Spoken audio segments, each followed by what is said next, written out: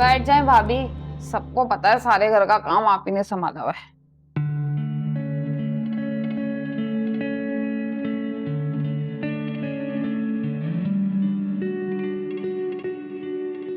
कुछ बताया उरूज ने?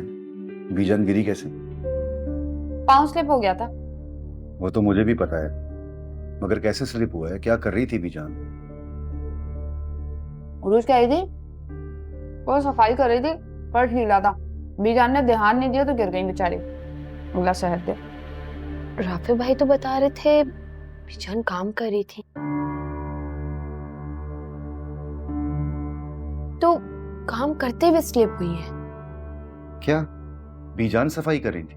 मगर क्यों? परवीन, तुम उरूज को समझाती नहीं हो? जब तुम्हें अच्छी तरह पता है कि बीजान की तबीयत खराब है, उरूज को भी अच्छी तरह पता है, तो फिर उनसे काम करवाने की जरूरत क्या थी?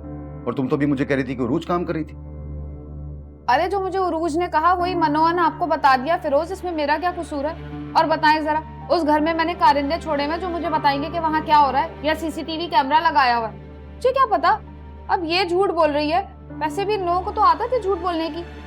क्या हो सकता है राफे या उरूज में से किसी ने झूठ बोला हो, अल्लाह जाने।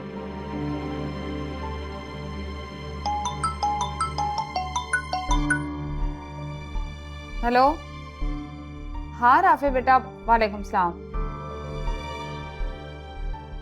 हाँ उरूज तो कब की चली गई, अब तो पहुंचने वाली होगी।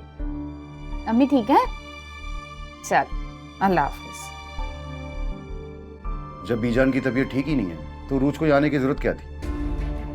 मेरी बात हुई थी बीजान से, कह रही थी कि कमर में बहुत दर्द है और बेचारी के पैर में भी चोट लगी है, बिना सहारे के चल भी नहीं पा रही।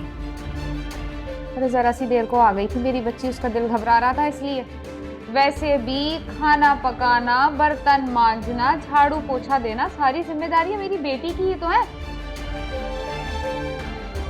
और तो और अगर बीजान को बाथरूम जाना होता है तो मेरी बेटी ही सहारा देके जाती है। हाँ, आपकी बेटी की तरह मुफ्त की रोटियां नहीं तोड़ती है वो घर में बैठ के।